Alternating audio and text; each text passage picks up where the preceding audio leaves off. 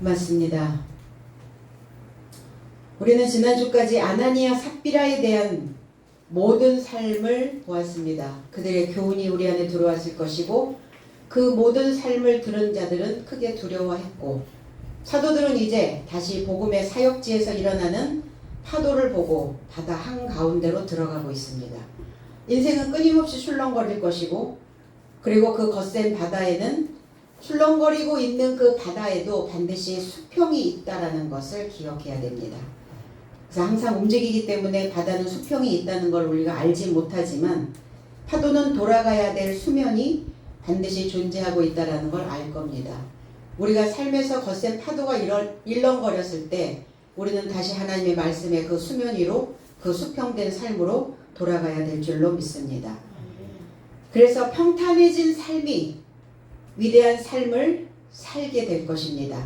우리 이날을 위한 도약이 오늘 이날 있으시기를 바랍니다.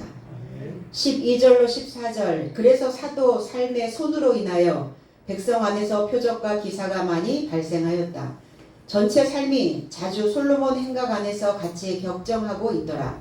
그런데 나머지 삶에서 한 사람도 그의 삶과 친해지려고 위험을 무릅쓰지 않았으나 오히려 백성이 그의 삶을 위대하게 하더라. 그래서 주께 믿는 장정의 삶과 아내의 삶의 사수가 더욱 더해지더라. 사도 삶의 손으로 그랬어요. 사도들의 손으로 민간의 백성들에게 표적과 기사를 퍼뜨리고 있다. 왜 손으로 퍼뜨린다는 표현을 할까요? 입으로 표현해야 되는데 사도들의 입으로 이렇게 해야지 맞는데 왜 손이라는 단어가 나왔을까요? 사도의 삶이 복음을 증거하는 이 과정 속에서 그 손이 파동을 만들어내고 있다는 겁니다. 우리는 손으로 우리의 인생의 파동을 만들어냅니다. 때로는 손사래를 치고 때로는 오를 하고 때로는 손으로 무엇인가를 가리키기도 하고 때로는 그 손으로 받기도 하고 손으로 주기도 하고 이게 인생을 움직이게 하는 파동이라는 거예요.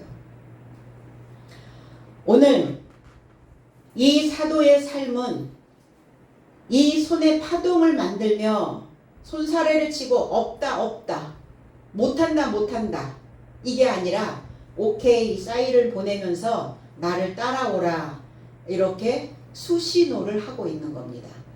그래서 손이라는 단어 사도들의 손 이 손이라고 하는 것은 수단이기도 합니다. 우리가 살아가는데 수단이 필요하죠. 그리고 우리가 살아가는데 어떤 도구도 필요합니다. 과연 믿는 자들은 어떤 수단으로 살아야 되며 우리의 인생에 필요한 도구가 무엇인가? 손이라는 거예요. 그럼 이 손을 어떻게 쓰느냐에 따라서 그 사람의 인생이 하나님과 맞닿은 손이 될 수도 있고 그 인생의 손이 저 깊이 내려가는 바닥을 치는 그 바닥에 머물러 있는 손이 될 수도 있다는 겁니다. 사람들은 끊임없이 절벽을 향하여 손을 짚고 올라가기도 하고 때로는 사람들이 아래로 내려가며 저 절벽 아래로 손을 깔며 내려가는 손도 있다는 거예요. 과연 우리의 손은 절벽을 향하여 위를 향하여 올라가는 그 손이 되고 있는가? 아니면 저 바닥을 깊이 파고 있는 그 손이 되고 있는가를 오늘 우리는 다시 한번 봐야 될 줄로 믿습니다. 요한일서 1장 1절에 태초부터 있는 생명의 말씀에 관하여는 우리가 들은 바요 눈으로 본 바요 자세히 보고 우리의 손으로 만진 바라. 제 해석은 시작부터 계시는 살아있는 말씀에 관하여 내 삶이 들어온 바요 내 삶의 눈으로 보아온 바요 내 삶이 주목하였던 바요 손이 만졌던 바요 그랬어요. 그러면 나의 시작부터 계시는 살아있는 말씀이 내가 들어왔고 눈으로 보았고 주목하였던 건 맞는데 어떻게 내 손으로 만졌단 말입니까? 태초부터는 시작부터 이 아르케라고 하는 이 단어에 시작부터 있었던 그 말씀은 어떤 말씀이었냐? 창세기서부터예요. 나의 시작 안에서 그 창세기의 말씀부터 말씀에 관하여 내가 들었던 것이 있죠. 그리고 우리는 주님의 그리고 사도들의 그 삶의 모든 것들을 우리는 주목하고 목격하고 눈으로 보아왔던 것들이 있습니다. 그럼 오늘 이 시점에서 우리가 믿고 있는 우리들은 과연 어떻게 손으로 만진 바가 되어질 것인가?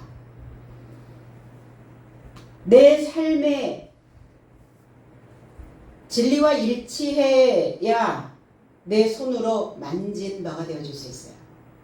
우리는 만져야, 이게 터치가 되어져야 그 오감을 통해서, 이 말초신경을 통해서 우리의 온 몸에 전달이 되어진다는 거예요. 그 스킨십이 얼마나 중요한가, 사람과 사람과의 관계 속에서도. 그 주님도 손과 손이 마주 잡아지는, 손을 함께 맞잡고 가야 되는 이렇게 무엇인가 전달하고자 하는, 이걸 손으로, 이런 도구로 표현을 했습니다. 그런데 손으로 만진 바가 되어지려면 입체화 되어져야지 만져지죠. 평면에 있으면은 잡아지질 않아요. 무엇인가 물체가 있어야 되고 형태가 있어야 손으로 만진 바가 되어질 수 있습니다. 그러면 손으로 만진 바가 되어지려면 어떻게 되어져야 되느냐? 글 쓰면 안 돼요. 글 쓰면 평면은 손으로 만진 바가 되지 못하지만, 말씀은 이게 나의 육신의 삶에 내 안에 들어와서 말씀이 육신이 되어 나의 삶 안에 머무르시면 그리스도로 입체화 되어져서 손으로 만져질 수 있다는 거예요. 과연 나는, 나의 신앙이, 나의 믿음이 손으로 만진 바가 되어져 있는가?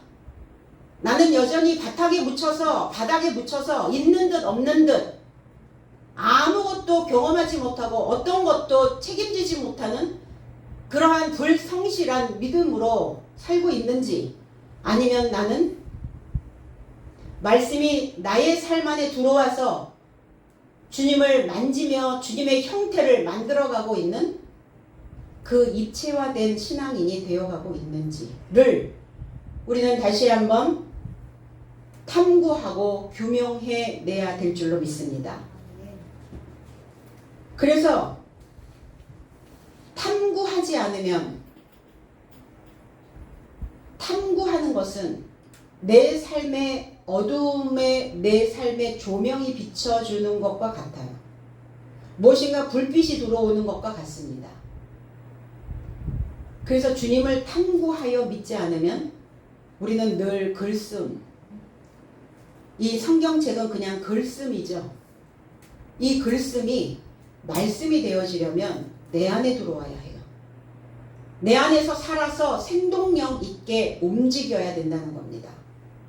그리고 의식이 살아 있어야 되죠. 그리고 감이 느껴져야 돼요. 느낌, 감. 그래서 인간으로서 가질 수 있는 그 모든 촉을 하나님께로 두는 겁니다. 그래서 하나님의 말씀이 내 안에 착상되어지면 그때 우리는 그 손에 있는 힘을 가지고 움켜쥘 수 있어요. 뭘 잡아야 하는가, 아니면 뭘 놓아야 하는가, 손이 하는 일입니다. 사도 삶의 손이 법이고 방향을 가르치는 것이고 규례고, 그리고 어떤 몫을 우리가 가지고 오고자 할 때 우리는 손으로 당겨오죠. 그러면 나는, 내 의식의 손은, 내 생각의 손은 어느 방향을 가르치고 있는가예요. 무엇을 지금 잡아 끌어오고 있는가예요. 내가 놓아야 할 때 놓지 못하고 여전히 붙잡고 있는 그 손은 어떤 손인가예요. 과연 이 손에 하나님의 법이 기록되어져 있는 그 말씀이 되어져 있을까요? 말씀을 담는 그릇이어야 돼요, 이 오목한 손은. 그래서 히브리어로 넘어가면 야드라고 하는 손이라는 단어이기도 하지만 카프라고 하는 오목한 손이라는 단어도 만들어냅니다. 그래서 뭐라고 해요? 네 손에 맡겼어, 이러죠. 그리고 또 어떤 상황이 벌어지니까 내가 손을 대면, 이렇게 표현하시죠. 그러니까 하나님의 손을 대면 어떤 상황이 벌어지실까요? 내가 붙잡고 있었던 그 모든 것들을 놔야 되는 상황이 벌어집니다. 하나님이 손을 대면 내가 가고자 하는 그 방향에서 턴하여 하나님이 원하시는 방향으로 꺾여져 가야 됩니다. 하나님의 손이 하나님의 손을 대시면 내가 그동안 살아왔던 모든 삶의 것들을 다시 말씀으로 기록되어지는 그 책이 손이어야 된다는 겁니다. 그러니까 하나님이 손을 대시면 좋을까요? 손을 안 대시면 좋을까요? 그냥 손을 대시면 한꺼번에 다 처리해야 되니까 버겁고 힘들겠죠. 그러니까 하나님이 손을 대시기 전에 내가 의식을 가지고 내 마음을 모아서 내 안에 어떠한 상황들이 벌어지고 내 삶의 형태가 지금 어떻게 만들어지고 있는지를 규명하셔야 된다고요. 열왕기상 10장 19절로 20절에는 그 보좌에는 6층계가 있고 보좌 뒤에 둥근 머리가 있고 앉는 자리 양편에는 팔걸이가 있고 팔걸이 곁에는 사자가 하나씩 섰으며 또 12사자가 있어 그 6층계 좌우편에 섰으니 만든 아무 나라에도 이같이 만든 것이 없더라. 솔로몬의 성전에 보좌, 왕이 앉는 그 의자를 이렇게 지금 표현한 거예요. 용상, 왕이 앉는 용상을 보면 거기 막 용도 그려져 있고 뭐 황금으로 되어져 있고 뭐 엄청 높고 넓고 굉장히 거창하죠. 근데 왕이 앉는 이 보좌, 이 키세라고 하는 이 단어, 이 보좌 의자입니다. 앉는 겁니다. 그러면 사람들이 의자죠. 그래서 이렇게 얘기했어요. 서 있는 사람은 옷이요, 나는 빈 의자. 그런 노래가 있더라고요. 그 의자예요. 앉을 수 있는 의자여야 돼요. 그 의자에 누가 앉아 있는가? 내가 앉아 있는가? 하나님이 앉아 계시는가? 나는 의자인데 내 안에 누가 좌정하여 계시는가? 어떤 법이 살아서 내 마음에 주저앉아 있는가? 그 의자가, 그 보좌에 6층계, 그 보좌를 올라가려면 층의 6개를 거쳐야 올라갈 수 있대요. 6, 쉐시라고 하는 단어죠. 그러면 이 보좌가 되어지려면, 하나님이 앉으실 수 있는 의자가 되어지려면 그 의자가 되어진 사람을 인자라고 말합니다. 인자. 에스겔 선지자에게, 이사야 선지자에게, 선지자들에게 인자야. 그리스도 예수가 오셨을 때 인자라는 표현을 합니다. 하나님의 보좌가 되어진 자들입니다. 앉으실 수 있는 자들이에요. 6층계를 올라가야 된다니까요. 그럼 6이라고 하는 쉐시라고 하는 단어, 표백하다, 희게하다, 빛나다, 백합이라는 단어예요. 백합, 하얗죠? 백합은 나팔꽃의 모양입니다. 나팔을 불 수 있는 자의 모습이에요. 내 자신이 하나님의 말씀으로, 하나님의 수단으로, 하나님의 법령으로 규명되어진 그 말씀으로 나를 희게 만들어진 자, 이게 보좌예요. 그 의자에 앉기를 원하신다는 겁니다. 그런데 그렇게 되어지지 못하면 6의 의미는 두 가지의 의미가 있어요. 멸절하다의 의미가 있어요. 하나님의 보좌가 되어지지 않고 있다면, 하나님의 말씀으로 빛나지 않고 있다면, 하나님의 나팔을 부는 보좌가 되어져 있지 않는다면, 그런다면 그 인생은 멸절된다는 거예요. 그럼 오늘 사도들의 모습이 하나님의 보좌가 되어진 자들의 모습이라는 겁니다. 나팔을 불고 있는 자, 증거하고 있는 자. 그 층계는 올라가는 거죠. 위로 올라가는 겁니다. 내 인생에서 나는 과연 우선순위를 어디에 두었나? 이 우선순위가 층계입니다.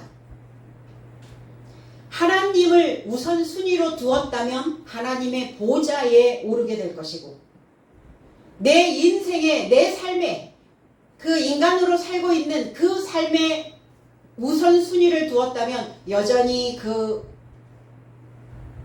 존재에 머물러 있을 겁니다. 우리는 왜 신앙생활을 왜 하는가?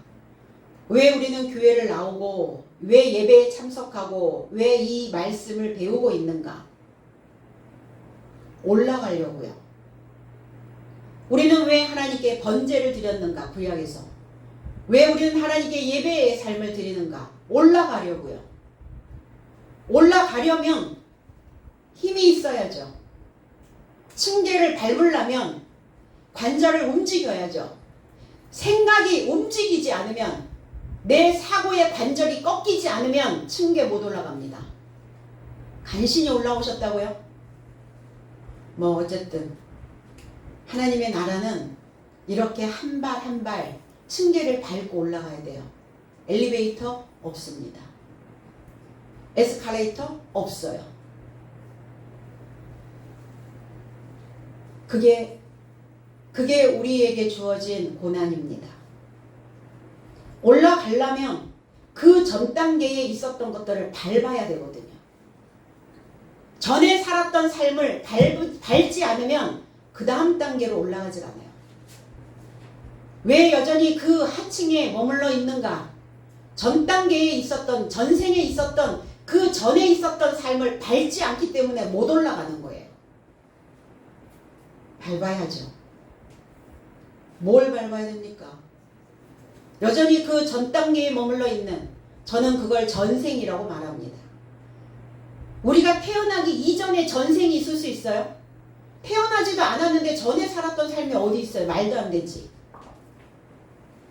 그래서 가끔 뭐 최면요법을 하면서 뭐 전생이 어떻고, 또 무속에서는 전생이 어떻게 되었고 전생이 어떻게 살았고, 조금 전까지 살았던 삶이 전생이고 어제까지도 전생이고 그 전생. 그런데 우리는 왜 계단을 못 밟고 올라오는가? 우선순위가 다르기 때문이에요. 우선순위. 오늘 우선순위를 정하시기 바랍니다. 보좌 뒤에 둥근 머리가 있고, 뒤가 아니라 머무르고 있는 곳에 둥근 머리, 뭐 머리가 둥글기는 하죠. 이 둥글다라고 하는 이 아골이라고 하는 단어, 여기에서 아골골자, 아골, 골, 해골,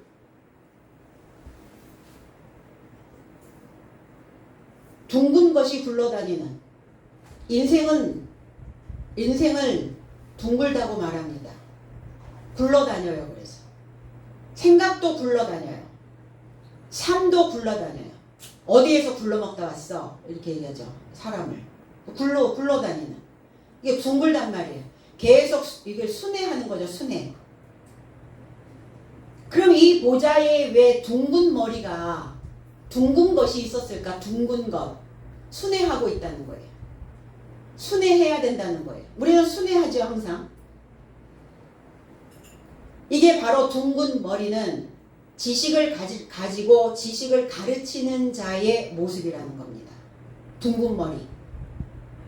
머리가 네모난 사람은 없고 세모난 사람도 없어요. 가르치는 자의 이 교육의 순회, 지식의 순회. 우리는 순회하죠. 초등학교 1학년서부터 6학년 갔죠. 그래 다시 1학년으로 와. 중학교 1학년서부터 3학년 순회하죠. 고등학교 1학년서부터 3학년 또 순회하죠. 다시 1학년으로 순회. 다시 1학년으로 와서 또 4학년 순회. 인생은 순회입니다. 계속 순회하는 거예요. 둥글게 계속 돌아가는 거예요. 그런데 둥글다고 하여서 점이 없는 게 아니에요. 출발점이 없는 게 아닙니다. 출발점에 출발하려고 했던, 출발하고자 했었던, 내가 어떻게 내 인생을 출발할 것이며 내 인생을 어떻게 시작할 것이며 먹었던 그 마음이 한 바퀴를 휙 돌아서 그 다시 원점에 왔을 때와 똑같은 마음이어야 된다는 거예요. 그렇지 않으면 순회가 안 되는 거죠. 가다가 이제 삐그덕 지그재그가 막 돼버리는 거예요. 못 돌아오는 거예요. 하나님을 처음 믿었을 때 그 마음이 어떤 마음이었나? 그 마음으로 순회하여 원이 되어져야 된다는 거예요. 근데 가다가 어떻게 되죠?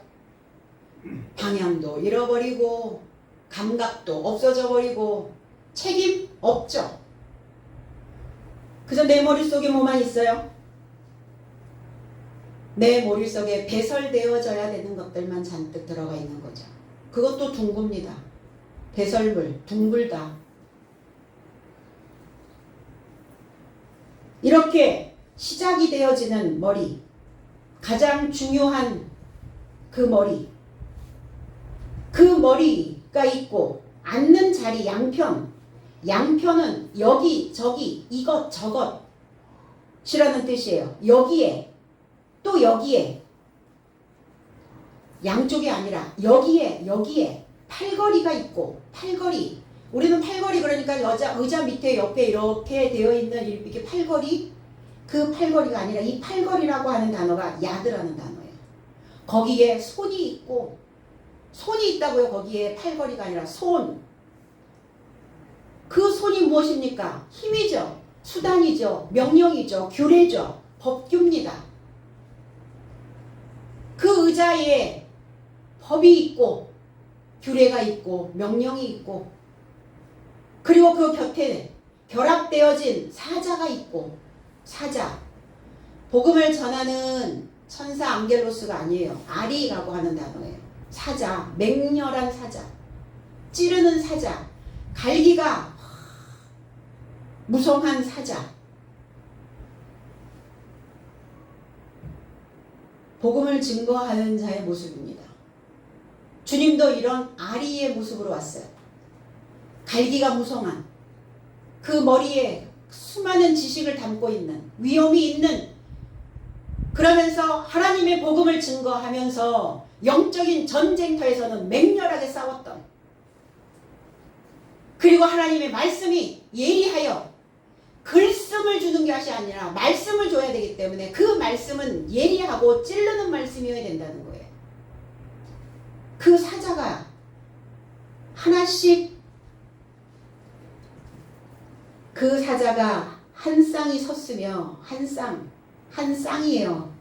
그러면 변경되어지는 달라질 수 있는 쉐나이 변화되어질 수 있는 달라질 수 있는 다시 할 수 있는 그리고 또 열둘 사자가 부유하게 만드는 하나님의 말씀을 축적해 놓은 그리고 10이 되어진 11조 하는 그 좌우편 또 이 좌우편도 여기에 그리고 보좌를 희게 만드는 표백하게 만드는 여섯씩 12 그래서 보좌에 머무르는 그 둥근 것이 순회하는 그 머리가 있는 그래서 하나님의 법령을 가지고 이제 많은 사람들을 달라지게 변경되게 만들어 놓고 하나님의 말씀을 축적하여 그들의 인생이 또 다시 변화되게 만들 수 있는 그러한 삶이 그 보좌에 있다고요. 그 보좌는 하나님의 모습이요 그리스도인의 모습이요 그리스도의 모습이요 사도들의 모습이요 저와 여러분들의 모습이어야 된다는 거예요. 저와 여러분들의 삶 속에 6이 있어야 되고 12이 있어야 되고 그리고 맹렬한 사자의 삶이 있어야 되고 그 머릿속에서 뿜어져 나오는 많은 지식의 가닥가닥들이 많은 인생들을 움켜쥘 수 있는 그 인생들에게 그게 실타래가 되어져서 그 갈기를 붙잡게 만들 수 있는 그 지식을 선호하게 만들 수 있는 그 사도요 보좌가 되어져야 된다는 겁니다. 아무도 모든 나라가 이렇게 통치를 한 적이 없다고요. 솔로몬 시대 이때처럼 이렇게 만든 것이 아무 나라에도 없었더라. 아무 나라. 모든 나라가 그렇게 똑바로 세워져서 행한 적이 없었더라. 솔로몬 지혜를 가지고 있는 자죠. 그가 그 지혜롭게 판결하고 그 지혜롭게 많은 인생들을 그 말씀의 보좌에, 그 지식의 보좌에, 하나님의 보좌에, 그리고 그들을 끊임없이 희게 만들 수 있는 그 보좌에. 그럼 이 보좌는 살아있는 보좌죠. 살아있는 의자죠. 거기에 소리가, 그 의자는 그냥 가만히 있는 의자가 아니라 소리를 내는 의자라는 겁니다. 그래서 우리는 그리스도의 수단과 그 힘으로 법이 된 사도들의 사역의 삶이 이렇게 맹렬한 사자가 되어서 찌르고 있는 거예요. 그 찌르면 뭐 할 겁니까? 주님이 오셔서 찌르는 말씀을 주시면 뭐 할 거예요? 찔림을 받지 않는데. 왜 찔림을 받지 않을까요? 무뎌져 버렸어요. 세포가 죽었어요. 거기 그 세포가. 그러니까 무뎌져 버린 거예요. 왜 세포가 무뎌져 버렸을까요? 바깥에 노출되어 있기 때문에 그래요. 안에 있어야 되는데, 보좌 안에 있어야 되는데 밖에 서 있다고요. 층계를 밟고 올라가야 되는데 못 올라가고 있다고요. 밖에 있거든요. 손톱이 끝이 계속 갈라져서 나와서 말씀드린 적 있죠. 피부과에 갔더니 그 손톱은 바깥으로 돌출되어져 있기 때문에 아무 통증을 못 느낍니다. 그러니까 끝이 갈라져서 나오거든 강력본드로 붙이세요. 피부과 의사가 이렇게 저한테 정보를 줬어요. 아, 그렇구나. 이렇게 바깥으로 나와 있는 것은 머리카락도 통증 못 느끼죠? 자를 때 비명 지르는가요? 손톱 자를 때 비명 질러요? 안 지르잖아요. 찌를 때 비명 소리가 나와야 되거든요. 으악! 응? 악소리가 나와야 되는데 악소리가 안 나와요. 바깥에 있기 때문에. 누가? 그 신앙이. 그 신앙관이, 그 믿음관이. 내가 그동안 수십 년 동안 믿었는데 한 번도 내가 통증을 느낀 적이 없어. 말씀을 통해서. 그 속에는 글씀만 있을 뿐이에요. 글씀. 말씀은 내 안에 거주하지 않고 있는 것입니다. 백성 안에서 표적과 기사가 발생되었다고요. 표적, 세메이온, 표시, 지적하다, 지시하다, 기사, 테라스, 징조, 경이롭다, 이런 의미죠. 표적과 기사, 이게 뭡니까? 두드러지는 거예요. 신앙인들의 표적과 기사, 표적, 표시, 두드러졌어요. 표시가 있으니까 보이기 시작했어요. 무엇으로 두드러졌는가? 그리스도인들은 가는 곳곳마다 두드러져야 됩니다. 표적과 기사. 그럼 저와 여러분들은 뭘로 두드러질 거예요? 무엇으로 두드러질 겁니까? 소리, 글로, 말로, 삶으로, 마인드로, 의식화되어져 있는 생각으로. 참 남달라, 참 색다르다, 두드러지잖아요. 이게 표적과 기사의 삶이라고요. 하나님의 것으로, 하늘의 것으로 6층 올라간, 표백되어진, 희게 되어진, 빛나고 있는 그 나팔부는 그 백합과 같은 입술이 되어져서 나팔부는 그 소리가 두드러지는 겁니다. 이 표적과 기사의 삶이 발생이 되어졌다고요. 수준 높은 명철한 사고, 나 자신을 아름답게 해야 두드러져 보이지 않습니까? 추레해서는 두드러져 보이지 않아요. 아, 추레 한쪽으로 두드러져 보인다고요? 우리는 그것을 두드러졌다라고 말하지 않습니다. 그냥 초라하고 추레하다라고, 추하다라고 표현합니다. 뭐가 튀어야죠. 튀어 올라와야죠. 하나님의 것이 튀어 올라와야죠. 그동안 내 안에 저장되어져 있는 것들을 발견해야죠. 내 안에 무엇이 저장되어져 있길래 우리는 그리스도인으로 왜 그렇게 두드러지지 못한 삶을 살고 있을까? 아쉬울 뿐입니다. 아쉬운 거죠. 하나님 분명 우리에게 두드러지라고 그 높은 명철의 지식을 우리에게 넣어주셨건만 우리는 그것을 허용하지 않고 사용하지 않는다는 겁니다. 이 단어가 히브리어로 넘어가면 기사라는 단어, 야파라는 단어예요. 아가서 7장 6절에 사랑아 어찌 그리 아름다운지 어찌 그리 화창한지 쾌락하게 하는구나. 여기서 아름답다라는 이 의미가 바로 기사라는 뜻이에요. 두드러지다라는 의미입니다.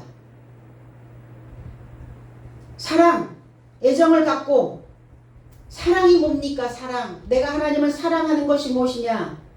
배우고 본받은 지혜로 울타리 치고 하나님의 집이 된 자를 사랑하시는 거예요. 그 자는 사랑받을 자격이 있는 자입니다. 배우고 본받아서 그 지혜로 울타리 치고 하나님의 집이 하나님의 전이 되어진 자, 그 자는 사랑받는 거예요. 그 자가 하나님을 사랑한다라고 고백할 수 있습니다. 그러면 하나님은 그 고백을 들으실 거죠. 어찌 얼마나 아름다운지, 얼마나 아름다우면 감탄사가 뿜어져 나오는 거예요. 오, 와, 아, 와 이렇게 감탄사. 와, 정말 멋지다. 얼마나 아름다운지, 얼마나 어여쁜지, 그리고 어찌 그리 화창한지. 화창, 나엠이라는 단어예요. 어찌 그리 유쾌한지. 그 인생을 보면 유쾌해. 그 인생을 보면 기뻐. 기쁘십니까? 아멘. 어떨 때 기쁘죠? 어떨 때 유쾌합니까? 하나님과 잘 어울려야. 어울리지 않으면 유쾌하지 않아요. 불쾌해져요. 어디를 가든, 교회를 가든, 어느 장소를 가든, 어느 사람들을 만나든 잘 어울리면 모든 사람들이 다 유쾌한데 어울리지 못하면 불쾌하게 만들게 되죠. 나는 과연 하나님과 잘 어울리고 있는가? 오늘 이 예배와 잘 어울리시나? 오늘 이 말씀과 잘 어울리고 계시나요? 그러면 유쾌하게 될 줄로 믿습니다. 그리고 쾌락하게 하는구나. 누구라는 단어예요. 상세하게 되어지는구나. 유연하게 되어졌다. 부드럽게 되어졌다. 아름다운 것은 유연합니다. 잘 어울리는 사람들은 유연하고 섬세하고 부드러워요. 그럼 잘 어울리지 못한 사람들은 어때요? 경직되어져 있고 고딕화되어져 있죠. 그러니까 고딕화되어져 있으면 어때요? 퉁명스러워져요. 부드럽게 나가질 않아요. 말씀이 내 안에 유연하게 찰랑찰랑 그렇게 품위 있게 채워져 가야 되거든요. 그래야 표적과 기사의 삶으로 말이라는 무기를 가지고 말을 달릴 수 있는 자가 될 수 있다는 겁니다. 우리의 도구는 말입니다. 그 말을 전달하려고 말을 타는 거예요. 저와 여러분들이 말을 전달하는 말이기도 하고 말씀을 증거하는 그 말씀이기도 합니다. 믿는 사람이 마음을 같이하여 그랬어요. 믿는 사람, 모든 사람들이 전체의 삶이 그 전체의 삶이 마음을 같이하여 만장일치로 호모디마돈이라고 하는 단어, 호모라고 하는 단어는 하나 돼요. 함께, 동일한, 일치되어 디마돈이라고 하는 단어는 격동하다, 격분하다, 분노하다 이런 뜻이에요. 뭔가 이렇게 격동이 일어나고 있는 거예요. 뭐가 이렇게 격렬한 무엇인가가 내 속에서 막 분출되고 있는 그 상황이 되어진 거예요. 누가? 전체의 삶이 무엇을 통해서? 사도의 손의 삶을 통해서 하나님의 법이, 규례가, 명령이 그 사도의 그 나팔 같은, 백합 같은 그 입에서 쏟아지는 메시지가, 그 말씀들이 그들의 마음을 자극하고 있다는 거예요. 그리 되고 계십니까? 예. 이게 바로 마음을 같이 하여라고 이제 개혁성경에는 표현되어졌는데, 같이 격분하여, 같이 격동하여. 거기에 모여 있는 자들이 솔로몬 행각에 있다는 거. 솔로몬 행각. 스토아라고 말씀드렸죠. 행각이란 단어는 스토아 교실이란 단어예요. 학당이란 뜻입니다. 그럼 다 어느 학당에 모여 있어요? 봉숭아 학당? 봉숭아 학당이 아니라 솔로몬 학당. 자, 솔로몬 학당에 모였어. 거기서 다 지금 격동하고 있는 자들은 사도의 삶을 위대하게 하는 백성들이었다고요. 그런데 두 부류로 나눠지죠. 솔로몬 행각 안에서, 솔로몬 학당 안에서 격분하고 격동하고 출렁거리고 있는, 그리고 사도들의 삶을 위대하게 하는 백성과 그 나머지 사람들이 있어요. 그러니까 그 나머지 사람이 되면 안 돼요. 나머지.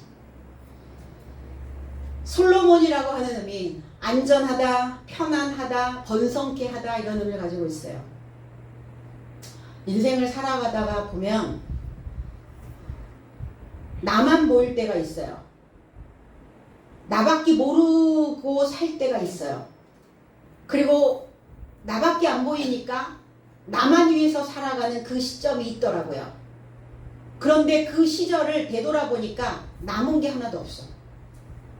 아무것도 안 남았어요. 나만을 위해서 살다 보니까. 그러니까 이 솔로몬이 자칫 잘못하면 나 자신만을 번성케 하고 나 자신만을 편안하게 하고자 하는 그러한 삶이 될 수 있다는 겁니다. 나만 편안하면 되고, 나만 안전하면 되고, 나만 번성케 되어지면 돼. 내 주변에 있는 사람들은 죽든지 말든지 상관없어. 나만 편안하면 돼. 이게 이제 잘못 가면 이게 이렇게 솔로몬이 될 수 있어요. 불쾌한 솔로몬이 될 수밖에 없겠죠.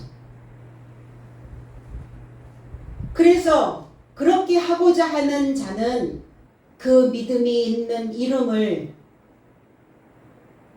이 이름을, 하나님의 이름을, 엘로힘, 전능자를 소망하는 그 사역의 삶을 살아낼 수가 없다고요. 하나님이라는 의미는 전능자를 소망하다라는 의미예요. 그러면 전능자를 소망하는 이 일을 해야, 이 삶을 살아야 전능자와 하나 되어진, 전능자와 동일해진, 전능자와 같이 할 수 있는 그 평안함을 만들어내는 솔로몬이 될 수 있다는 겁니다. 그런데 솔로몬 행각에 그 안에 있지 아니하고, 그 학당 안에 있지 않고, 그 교실 안에 있지 않고, 교실 밖에 있는 아이들, 그러니까 교실 안에 있는 애들은 문제가 없는데 교실 밖에 있는 애들이 문제예요. 항상 결석하고 뒤처지고, 그 학업에는 흥미가 없고 배우는 거에 흥미를 잃어버린 그 나머지 아이들, 나머지. 그래서 항상 뭐해요? 나머지 공부하는 애들이 있었죠. 열등한 아이들입니다. 뭔가 지식에 결핍이 있는 자들을 남겨두죠. 그러니까 하나님 말씀 안에 남겨지면 얼마나 좋겠어요. 그런데 결핍되고 열등한 자로 남겨지면 이게 문제가 된단 말이에요. 교실 밖에 있는 사람들이 문제가 되죠. 그래서 솔로몬 학당에서 사도들에게 배우기를 거절한 자들이에요. 여기 나머지 오랫동안 왜 솔로몬 학당 안에서 배우기를 거절했을까? 오랫동안 조건 지어진 삶 때문에 그래요. 조건화되어졌어요. 오랫동안 조건되어진 마음의 방식에 있는 이 머릿속에서 들리는 그 목소리에 쉼없이 일어나는 생각과 이것에 동반하는 감정에 치우쳐져 결핍된 자. 이미 조건화되어져 있는 그 조건된 삶이 소리를 만들어내네요. 그러니까 우리의 머릿속에서 쉼없이 그 소리를 만들어내요. 조건화되어진 그 소리. 그러면 조건화되어진 그 소리는 뭐를 동반하냐? 감정을 끌어와요. 그러니까 이 감정에 치우쳐져서 하나님의 것이 계속 결핍되는 거예요. 그들이라고요. 나머지. 갈라디아서 2장 13절에 남은 유대인들도 저와 같이 외식함으로 바나바도 저희의 외식에 유혹되었느니라. 베드로와 바나바 말씀을 증거할 때 바울과 사도들의 삶이 이렇게 때로는 바울의 제자이면서 제자와 같이 동역하는 바나바도 이렇게 유혹되어졌다고요. 미끄러졌다고요. 제 해석은 남은 유대인들도 그와 함께 외식하였으며 바나바도 그같이 저희의 외식에 끌려가게 되었다 그랬어요. 유혹이 뭐냐? 끌려간 거예요. 그럼 외식이라고 하는 의미는 뭐냐? 휘포크리시스라는 단어예요. 이 휘포라고 하는 단어는 아래, 그리고 크리노라고 하는 단어는 언도하다, 판결하다, 정죄하다 이런 의미예요. 그럼 외식하는 자는 어떤 자냐? 사람을 아래로 끌어내려서 정죄하는 자, 판단하는 자, 판결하는 자. 사람이 말을 할 때마다 상대를 끌어내리는 사람이 있어요. 근데 외식하는 자는 자기 스스로도 그 아래에 하나님의 판결 아래에 있다는 것을 알지 못하는 자예요. 이게 외식이에요. 이게 가식입니다.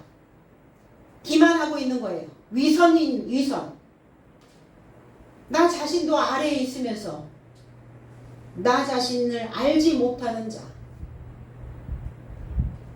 그러니까 다른 사람만 판단하고 다니는 거죠. 다른 사람만 아래로 끌어내리는 거예요. 정죄하고 있는 모습이 바로 외식이라.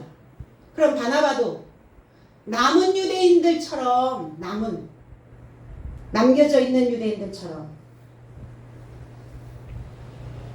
남은 유대인들이 어떤 자들입니까?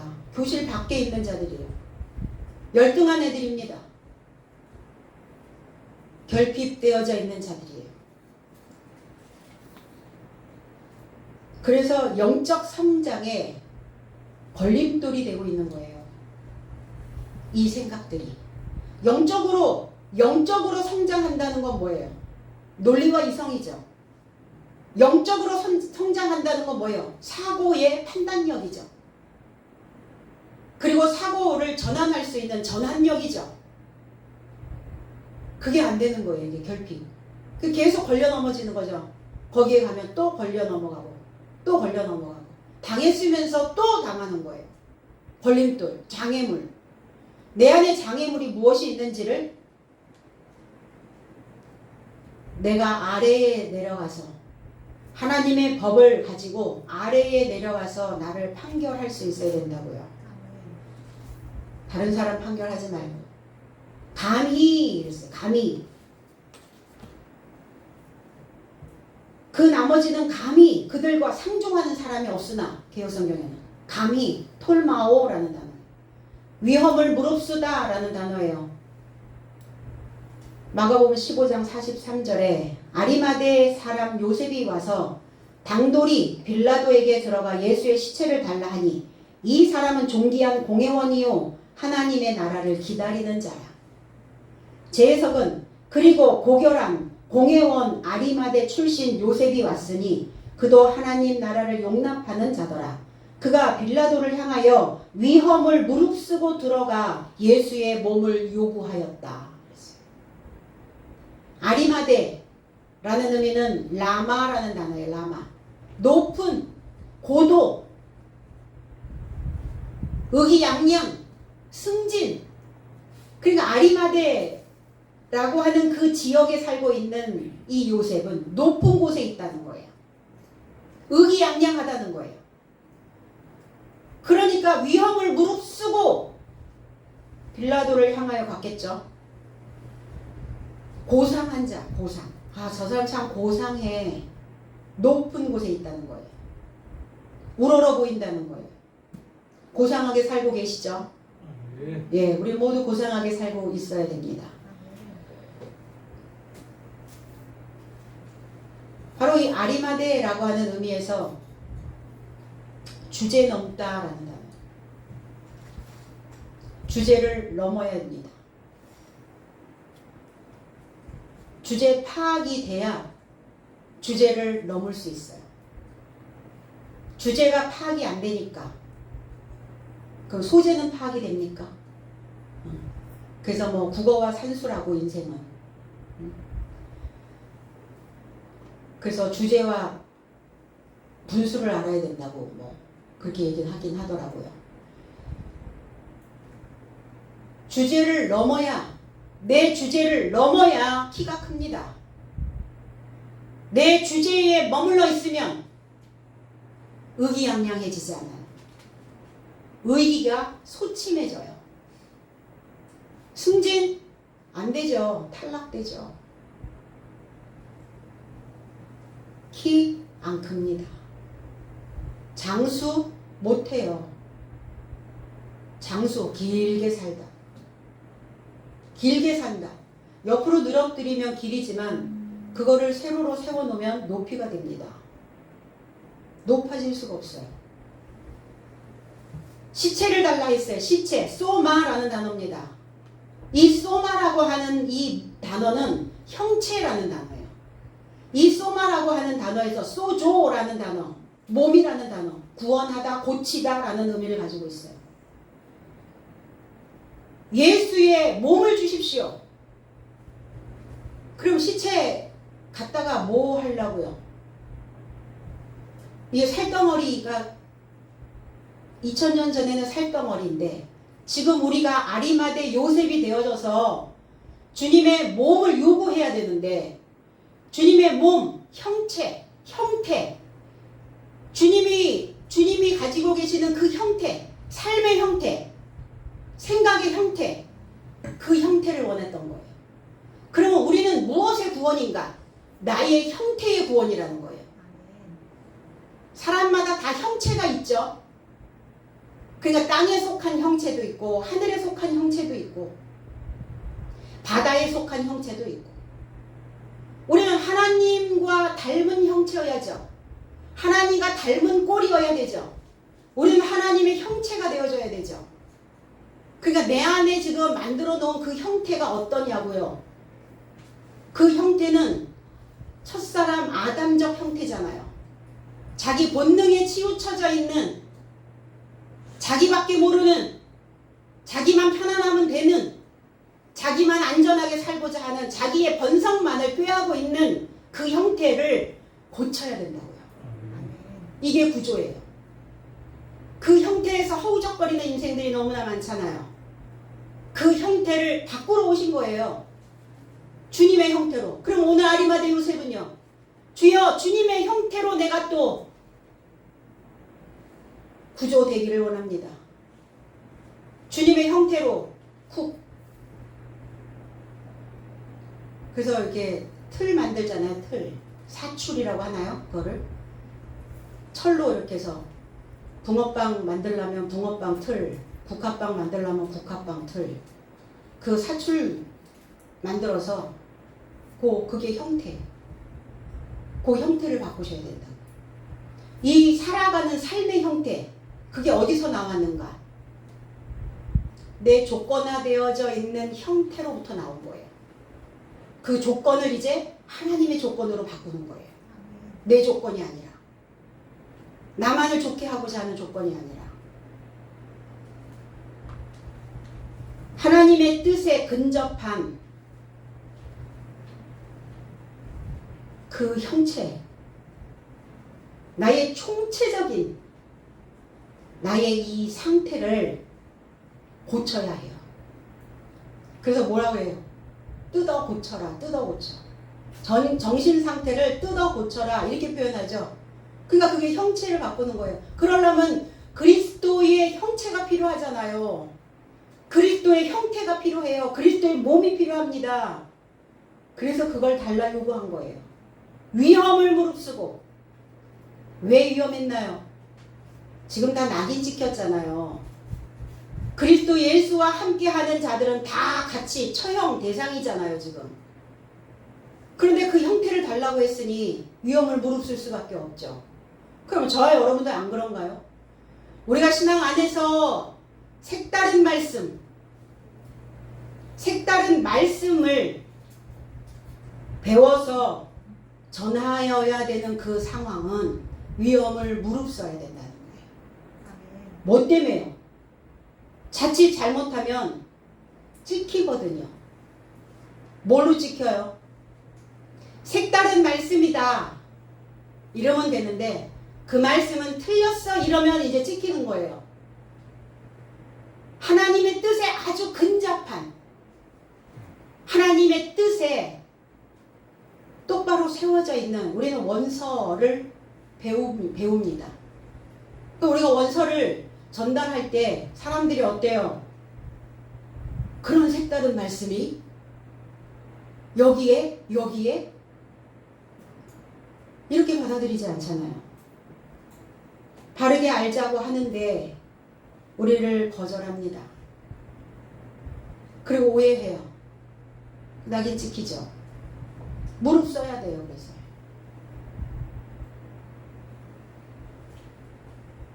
바로 그들이 외식하는 자들이었다는 거예요.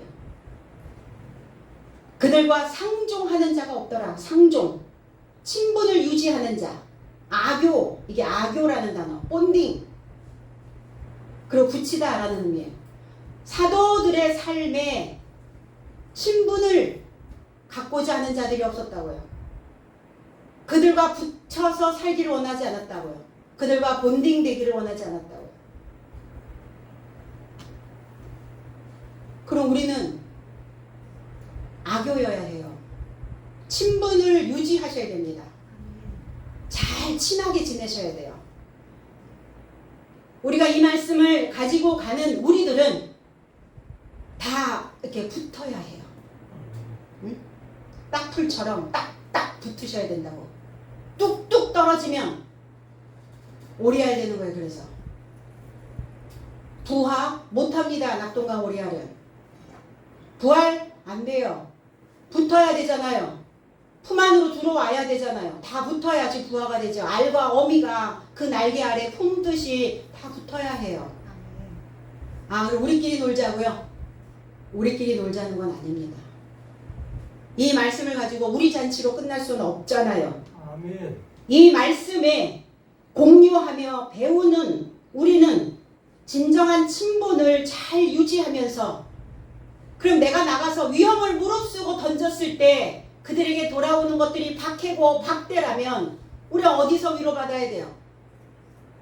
그럼 여기 와서 또 친분을 맺고 있는 우리들을 통해서 또 위로를 받는 겁니다. 사도들의 삶이 어땠어요? 그들은 다 서로 친분을, 그들과 다 친교를, 그리고 사교를 했다는 겁니다. 뭐 교회 안에서 친교 시간 뭐 이런 거 있잖아요. 친교. 그것도 좋아요. 그 친교를 가지면서 또 하나님의 말씀과 함께 또 어우러지면 너무 좋죠.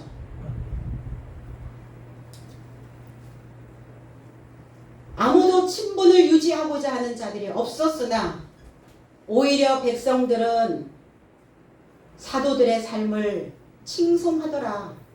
칭송이라는 단어, 메갈리노라는 단어예요. 훌륭하게 하다, 위대하게 하다라는 단어예요. 오히려 백성들이 위대하게 하였다고요.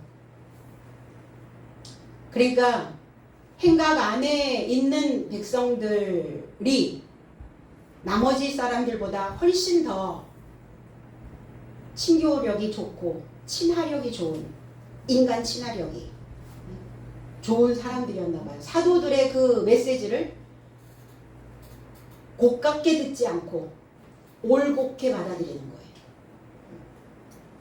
그럼 어떤 백성인가? 우리는 그냥 교회만 다니면 다 하나님 백성인가? 하나님 백성 만드시려고 주님 그리스도 예수를 보내셨는데 하나님이 백성이 되려면 어떤 자가 하나님의 백성이 될 수 있다는 건가? 하나님의 성전이고 왕다운 제사장이고 하나님의 일을 수행하는 백성이어야 된다는 거예요.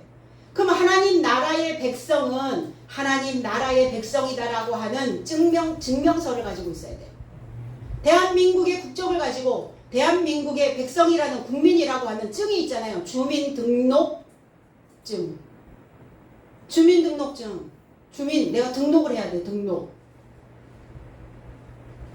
등록을 하지 않으면 주민이 될 수 없어요. 국민이 될 수 없어요. 그래서 법의 혜택을 못 받아요. 법의 보호를 못 받습니다. 그럼 내가 하나님의 백성이라는 것을, 하나님의 주민이라는 것을 증명할 수 있는 증명서 어떻게 만드실래요? 법 안에 있어야죠. 미국 국민이면 미국의 법 안에 있어야 되고, 대한민국 국민은 대한민국 법 안에 있어야 됩니다. 하나님 나라의 백성은, 하나님의 백성들은 하나님의 법을 가지고 있어야 돼요. 높은 수준의 그 법을 가지고 있어야 하나님의 백성이 되는 겁니다. 모두가 다 하나님의 백성이 아니라는 거예요. 오늘 여기에서도 또 이렇게 증명되어지고 있지 않습니까? 이런 삶을 사는 백성이 돼야 위대해진 그 백성의 삶이 그 사도들의 삶을 또 위대하게 만들 수 있다는 거예요. 내가 위대해져 있지 않는데 누구를 위대하게 만든단 말입니까? 바닥에서 여전히 바닥을 치고 있는 삶이 그 사람을 향하여 위대하게 만든다고 위대해집니까? 저 아랫역에, 늘 아랫계단에 있는 그 사람이 누구를 위대하게 만들 수 있겠어요? 그 제자가 올라와야 그 스승이 위대해질 수 있어요.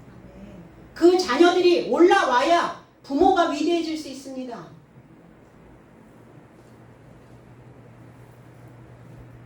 그래서 크게, 웅장하게, 과연 나의 믿음이 위대해 보이는가?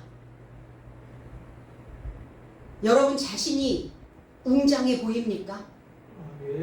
여러분 자신의 신앙이 위대해 보여야 됩니다. 그래야 내 안에 계신 하나님을 위대하게, 내 안에서 증거하고 있는 그 소리가 위대해져 나갈 수 있다는 겁니다.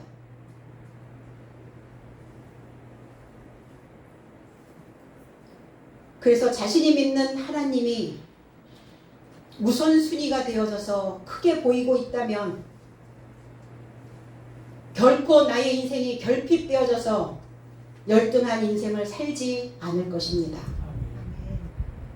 하나님을 선택했잖아요. 하나님이 나를 초청하셨고, 하나님은 나를 초청하셨고, 나는 하나님을 선택한 거예요. 그렇죠. 하나님이 나를 선택해 주셨으니까 난 아무것도 안 하면 되는 게 아니에요. 내 선택에 의해서 하나님을 선택할 수도 있고 하나님을 버릴 수도 있었는데 나는 하나님의 초청에 하나님을 선택한 거예요. 선택했다면 우리가 살아가는 이 사회 속에서 살아가는 그 한 사람 한 사람에게 반드시 영향력을 끼쳐야 됩니다. 우리는 이렇게 살다 가다, 살다 먹다 죽다, 이렇게 역사의 뒤안길로, 역사의 구경꾼으로 살다 갈 수는 없잖아요. 역사의 주인으로, 역사를 새로 만드는, 역사를 새롭게 창조해내는, 역사로 다시 그 말씀을 기록해낼 수 있는 그 새 서기관과 같은 자들이어야 되지 않겠습니까? 역사의 구경꾼으로 나머지 사람이 되지 않으려면 어떻게 해야 하는가? 겨울의 시내를 건너보셨나요? 겨울의 시내를 건너는 것처럼 신중하고, 사방에서 나를 엿보는 것처럼 나 자신을 경계해서 내 스스로 행동거지 하나하나를 조심해야 된다는 겁니다. 이게 하나님의 백성된 자의 모습이에요. 믿는 사회, 믿음을 줄 수 있는 삶, 내 신용을 유지할 수 있는, 그래서 하나님을 위대하게 하려면 웅장한 하나님의 전이 되어져 있어야 돼요. 삶에 쫄리지 말고, 어떠한 상황에서도 쪼들리지 마시고 쪼그라들지 말고 그냥 내 안에 하나님의 말씀으로 푹 불어서 빵빵하게, 내 안에 하나님의 바람이, 하나님의 영이, 하나님의 거룩한 성령이 내 안에 빵빵하게 채워지면 하나님을 위대하게 만드는 백성이 될 수 있다는 겁니다. 그래서 하나님의 혈족이 되어줄 수 있는 거예요. 하나님의 혈족인 청족. 청족이 있고 패족이 있어요. 그 역사에서 보면 패족은 그 조상이 큰 죄를 지어가지고 역적으로 몰려서 벼슬에 그 자손들이 올라갈 수 없는 상황에 만들어진 그 집안을, 그 족속을 패족이라고 말합니다. 청족은 대대로 그 절개와 그 의리와 그 옳은 것을 지켜온 집안을 청족이라고 말합니다. 그럼 우리는 청족이어야죠. 근데 처음에 우리는 패족이었어. 왜? 본질상 너희들은 진노의 자녀였고, 본질적으로 너희들은 어둠이었고, 본질적으로 너희들의 삶은 죄인의 삶이야. 그러면 주님이 우리에게 가르침을 통해서, 배움을 통해서 내가 빵빵해지니까 어때요? 패족에서 청족으로 이 혈족이 바뀌는 거예요. 내 안에서 흐르고 있는 혈류가, 내 안에서 흐르고 있는 피가 달라지는 거예요. 혈통이 바뀌는 겁니다. 통장이 빵빵하면 좋겠지만, 통장이 빵빵하지 아니하여도 내 속이 빵빵하면 우리는 이렇게 청족된 삶으로 하나님의 그 시선을 모을 수 있는 자가 된다는 겁니다. 믿고 주께로 나오는 자, 더해지는 자, 덧붙여지는 자, 나아오다 라는 단어가 프로스 티데미라는 단어예요. 프로스, 향하여 나오다, 향하여 더해지다, 덧붙여지다, 더 나아가다. 그 말씀이 덧붙여져서, 사도의 삶이 덧붙여져서 행진, 고공행진, 고도에서 행진, 저지대의 행진이 아니에요. 그래서 위대하여 중요한 자리에 있는 사람이 되려면 항상 내 심기를 평안하게, 화평하게 가져야 해요. 하늘의 이치는 멈춰 있지 않거든요.